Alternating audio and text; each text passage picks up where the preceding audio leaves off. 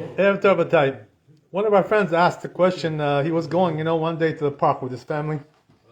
And you know how it is, right? They want to do like a picnic over there. They want to eat, in the summer, not in the winter.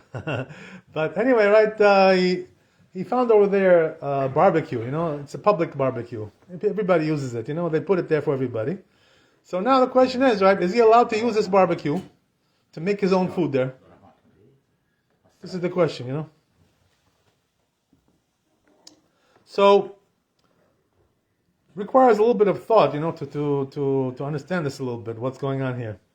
So the truth is, that there is a way to use this barbecue, even though it's, it was used by Goyim, right? They make treifot over there, nevelot, they made all kinds of treifot there.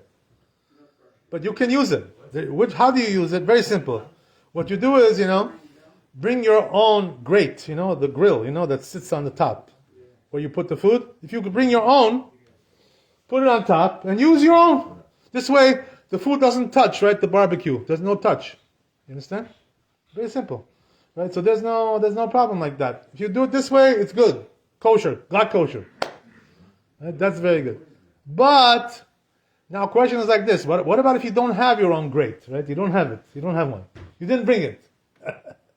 So what do you do now? Right? So there is also a way to do it. You know what you do, right? You have to take the one that they have there, the grate, and do libun. You know what's libun? You have to kasher it. How do you kasher it? You have to take fire, put it inside a fire and let it all burn out. Burn everything there. That's called libun. That's how you kasher a metal, like this, that absorbed treifot and nevelot. So, but the thing is, that it says in the Shulchan Aruch that how much do you have to do libun? How much do you need? How hot doesn't have to be. It has to be so hot that it gives off sparks, It's so hot, sparks are coming out. Like this, It has to be that hot. It says the Mishnah Berurah also, right? If the outer layer, the outer klipa of the grate comes out, right? It's removed. That means it's already very, very hot. That's also kosher, right? So either this, right? Either you see sparks, or the outer layer got peeled off, like an onion, It got peeled off. If you see one of these signs, that means your libun was good. You can use it. But if you don't get it that hot, it didn't get that hot, right? You weren't able to do it. So then you cannot use it. Why? Because you didn't do the libun. You didn't do libun. That's not called libun. Libun is only when it gets that hot.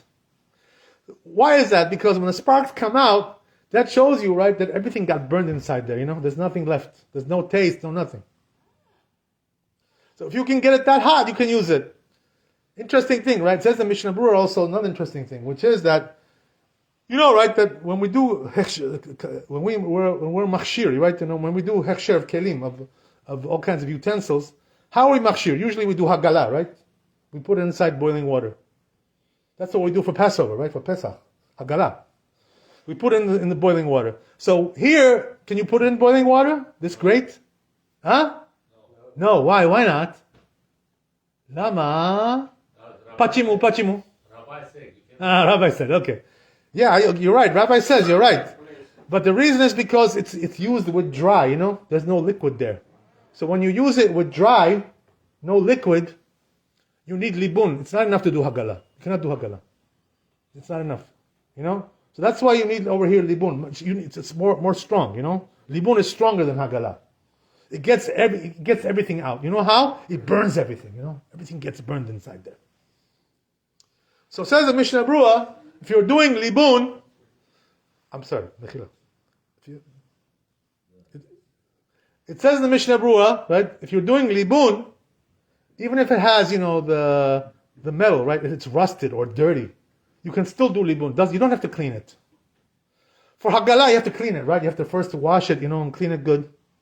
But for libun, you don't need to clean. Why? What's the reason why? Because the fire burns everything, So it doesn't matter, clean, not clean.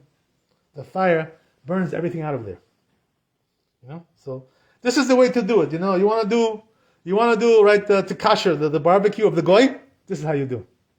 You got to do libun. But as we said, right, the problem is, for some reason, I don't know why this is, but for some reason, most people have a problem getting it that hot, that the sparks are coming out. it's hard to get it to that heat. In our times, in the old times, they knew how to do it. We don't know today. You know what they do, right? By the way, the kashrut, right? The OU, these places, right? When they want to kasher the kitchen, right? You know what they do, right? How they do libun? You know what they do? They bring a blowtorch, blowtorch. You know what this is, right? It's like a fire, like this. They burn it like that. The kasher, like this. That's what they do, So the problem is, when you go to the park, who has a blowtorch over there? You don't have a blowtorch. So the best thing you can do is to put it, inside the fire, in the coals, and let it burn, if it's going to get that hot. I don't know. Maybe yes, maybe no. I'm not really sure. I never tried it. I don't know if it's going to get that hot. But anyway, right, if it doesn't, then what can you do? Right? Bring your own grate, right? As we said, bring your own grill. Bring your own, because you're not going to be able to use that one. So the most important thing is, that the food is not supposed to touch the barbecue itself. You know what I mean? It shouldn't touch it. It should be on your grate, not on the grate that the goy used. Not allowed to do that. That's the thing, So if you do it this way, you're good. Everything is kosher, I remember my friend, Jonathan. I spoke to you about this one time. He went to Florida, and over there he rented a house. Nice houses over there. So they have a barbecue there. So he asked me, can I use it? Because it was probably used by Goyim also. You know what I mean? I don't know who owns it. But anyway, it was probably used by Goyim there. This barbecue. So he asked me, can you use it? So I said, yeah, you can use it. Just take your own grate, as I said, right? Take your own. You know what I mean? And put it there and use it. That's it. That's how you do it. That's what we said, right? Same thing. If you're using something which was used by a goy, this is the way you got to do it, But as we said, right? If it's something which was cooked with water, or oil, it doesn't need libun. You can do hagala. Hagala is enough. Put it inside the boiling water. However it came in, that's the way it comes out. Same way, right? Comes in, comes out the same way. That's the way it is. Here's the thing now, right? I'll tell you one more thing. We'll stop here. There are certain things, like a pan, So let's say, right, the pan was used by a goy. He made trefot and nevelot on this, How do you kasher it, right? So the truth is that over here, says the Shulchan Aruch, you need libun also here. Even though you have oil, right? You do use oil with the pan. But here you need libun. It's not enough to do hagala. Why? Because sometimes the oil gets dried out, There's nothing there. You know how it is, right? When you fry, sometimes the oil gets dry.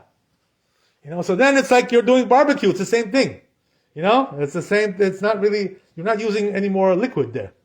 So that's why when it comes to using a pan, even though we're using oil there, but sometimes it gets dry. So therefore, says Shulchan Aruch, if you want to kasher the pan, of the goy, you gotta do libun on that.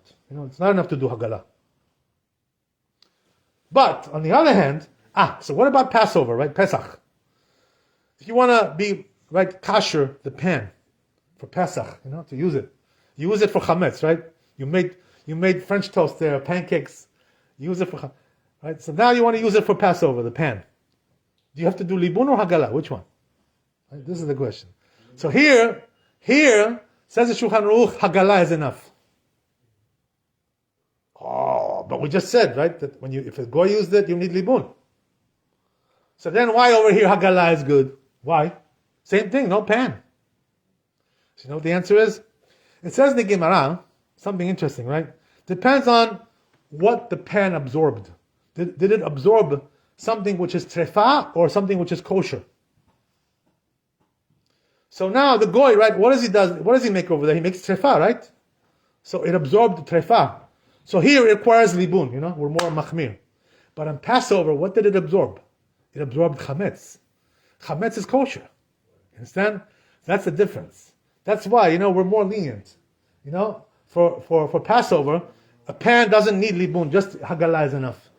But if you're doing it for trefot and nevelot, from a goy, there you need libun. Baruch Adonai le'olam, amen ve'amen.